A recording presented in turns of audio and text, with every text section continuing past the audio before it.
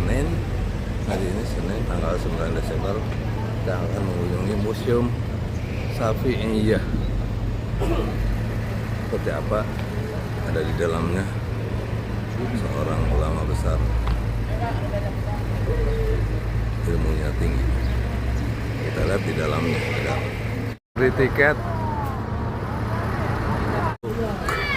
Museum Syafi'iyah.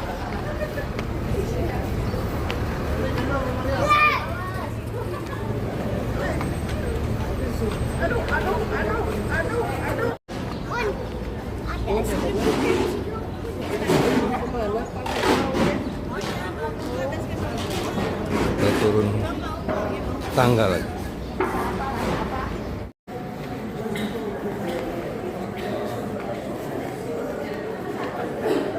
Masih menunggu.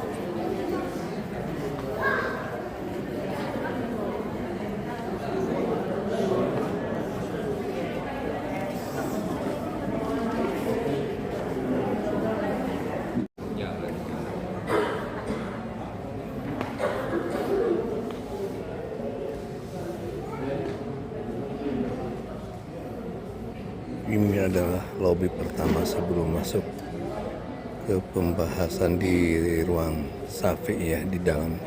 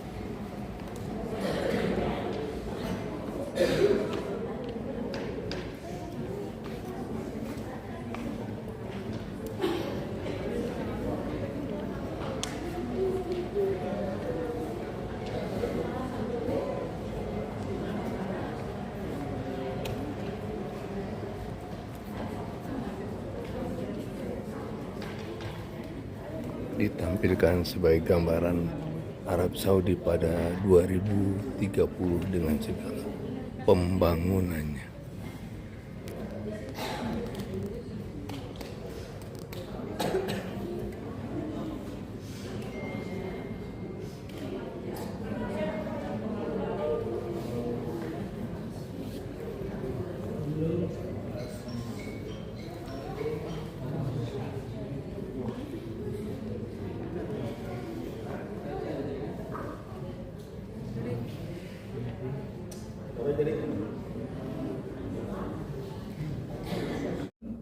وتتابع الأمم في الأرض ومصائرها لنصل إلى نهاية الحياة الدنيا وفناء من على الأرض وبقاء الله الواحد الأحد الحي الذي لا يموت.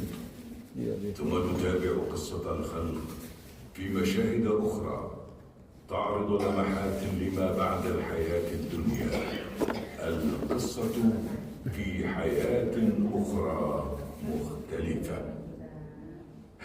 Untuk kita ketahui Bapak Ibu bahwa alam semesta ini tidak tercipta dengan sendirinya atau hadir begitu saja. Namun ada. Yuk kita mulai.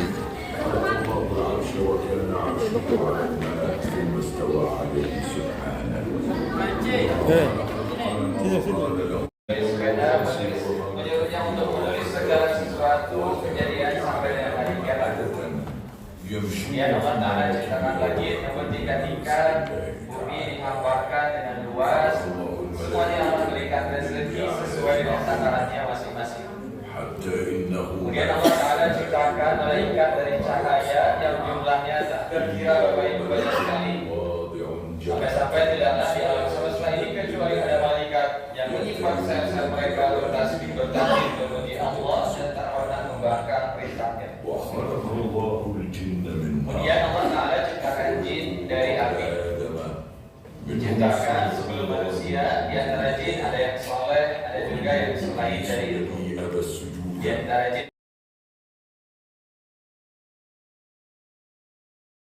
yang paling pertama dari ujung sebelah kanan ini adalah tempat berjalan cacing di dalam tanah yang telah menjadi fosil, ya, yang ini. Dia senantiasa di bawah tanah sekarang, namun di atas tanah diperlihatkan pada Bapak Ibu semua bahwa Maha Kuasa Allah Subhanahu wa taala menciptakan makhluknya, tempat berjalan cacing dalam tanah. Kemudian juga ada gigi ikan hiu yang telah menjadi fosil, ditemukan di Laut Saudi Arabia. Sambil bergerak, boleh silakan Bapak-bapak, silakan maju sebelah sini, Ibu-ibu di sebelah sana. Kemudian ada yang bulat itu makhluk laut sejenis amonit, kerang laut yang usianya dari era Jurassic atau 200 juta tahun yang lalu.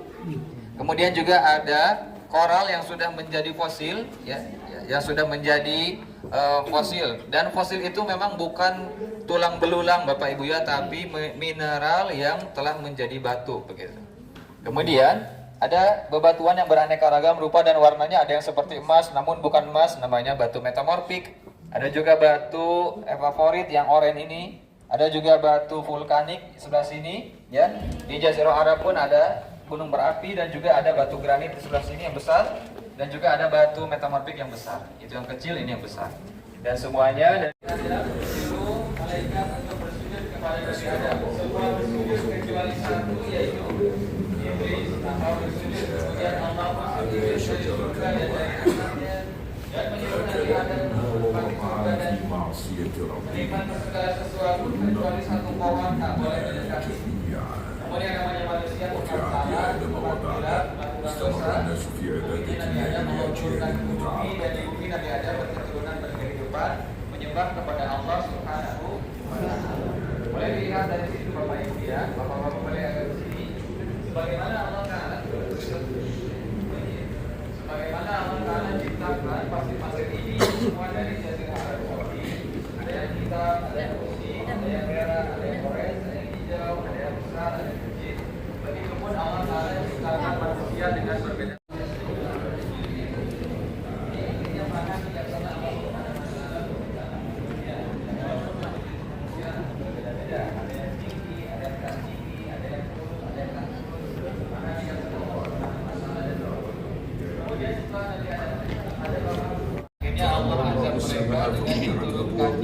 Air yang banyak dari langit dan dikeluarkan dari orang-orang yang ingkar tak mau beriman pada Allah Ta'ala.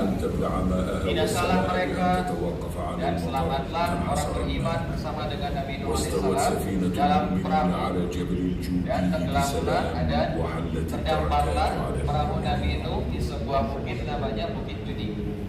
Bukit Ibrahim AS Allah utus kepada kaumnya yang menyembah berhala. وقف إبراهيم أمام أصنام قومه ونادى فيهم قائلا ألا تأكلون فلم يجيبوا فصاح فيهم قائلا ما لكم لا تنطقون ونهاد عليها ضربا حتى حطمها جميعا وترك الصنم الأكبر. غضب قوم إبراهيم غضبا شديدا وأعدوا لإبراهيم محرقة كبيرة وألقوا فيها، لكن الله نجاه وأمر النار بأن تكون عليه بردا وسلاما.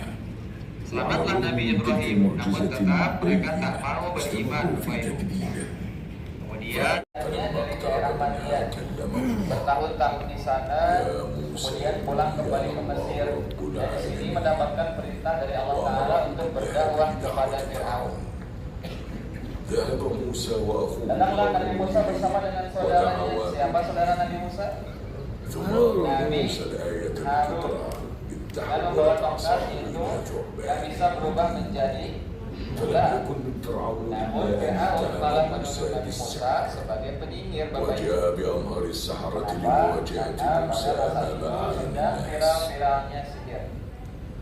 Kemudian didatangkan para penyihir untuk فلما melawan ألقى Nabi Musa. السحرة حبالهم وعصيهم Dan استرهبوا mereka bergoyang. وجاءوا Para بسحر penyihir melemparkan tali temali dan juga tongkat-tongkatnya berubah menjadi ular yang lincah yang jalan. ولما ألقى موسى عصاه Namun tiba-tiba إذا Nabi بها Musa تتحول melemparkan إلى tongkat atas ثعبان izin Allah berubahlah menjadi ular yang besar dan memakan semua ular para penyihir.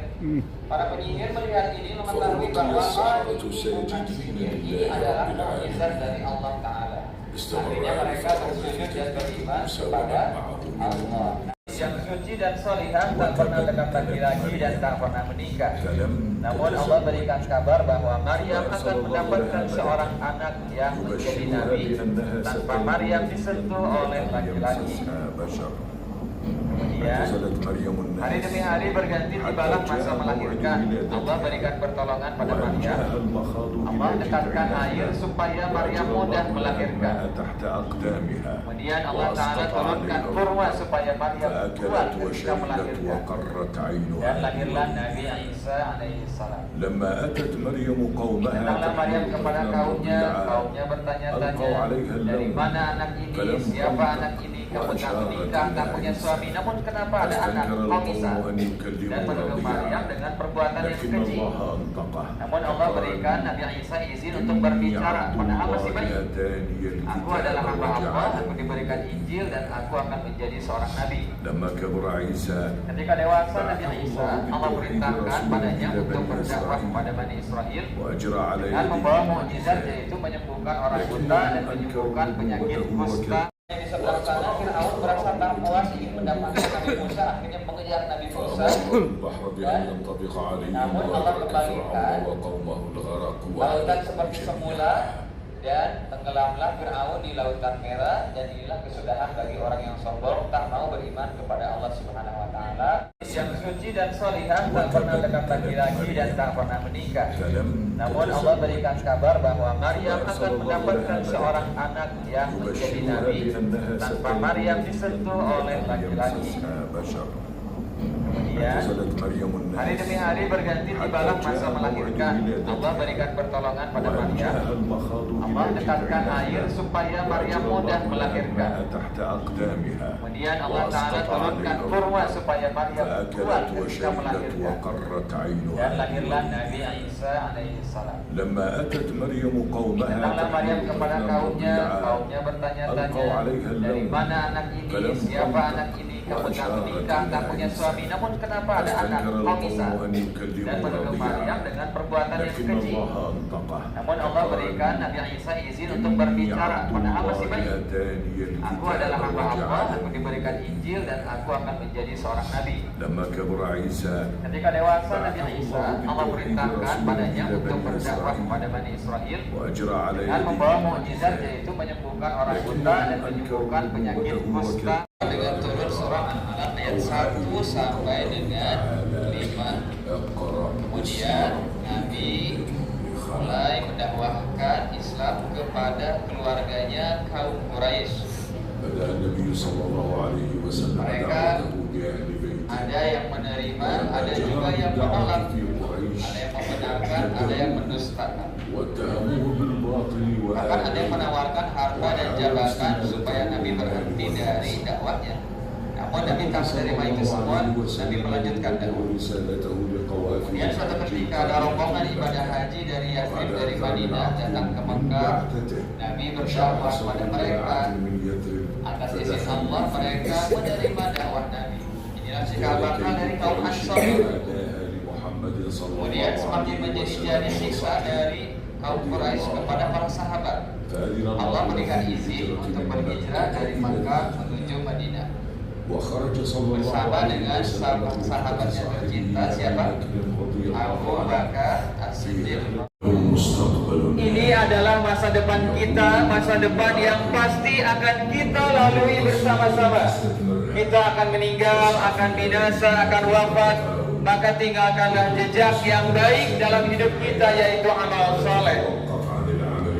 Nabi SAW bersabda, dan jika saja esok hari terjadi hari kiamat, kemudian di tanganmu ada benih yang bisa ditanam, maka tanamlah benih itu. Kesempatan walaupun pendek, peluang walaupun sedikit, namun maksimalkan dengan amal soleh. Mudah-mudahan kita semuanya Allah berikan istiqomah. Ini ini adalah masa depan kita, masa depan yang pasti akan kita lalui bersama-sama. Kita akan meninggal, akan binasa, akan wafat, maka tinggalkanlah jejak yang baik dalam hidup kita, yaitu amal soleh. Nabi SAW bersabda, dan jika saja esok hari terjadi hari kiamat, kemudian di tanganmu ada benih yang bisa ditanam, maka tanamlah benih itu.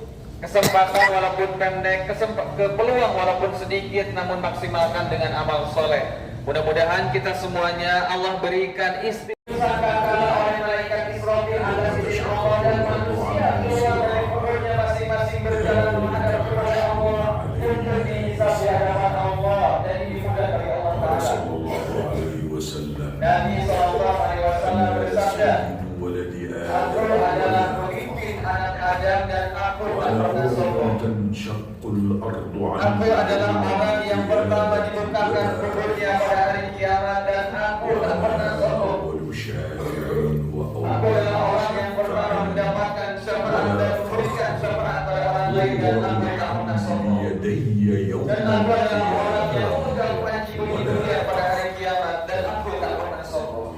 Bapak Ibu yang dirahmati Allah. Kemudian dikatakan kepada Nabi Muhammad, ya Muhammad, angkatlah kepalamu, mintalah kamu maka kamu akan diberikan. Mintalah syafaat kamu maka kamu akan diberikan syafaat. Lantas Nabi Muhammad SAW menjawab, mendapatkan tawaran seperti itu. Nabi tak menjawab, ya Allah selamatkanlah anakku, istriku, ya Allah, tidak. Tapi Nabi menjawab, ya Allah selamatkanlah umatku, ya Allah. Selamatkanlah umatku, ya Allah. Ringankan tahun lamanya, ya Allah. Ringankanlah beban mereka, ya Allah. Minta Nabi Muhammad SAW. Nabi tak hanya di dunia Bapak Ibu mengingat kita, namun di akhirat pun Nabi senantiasa mengingat kita. Begitu.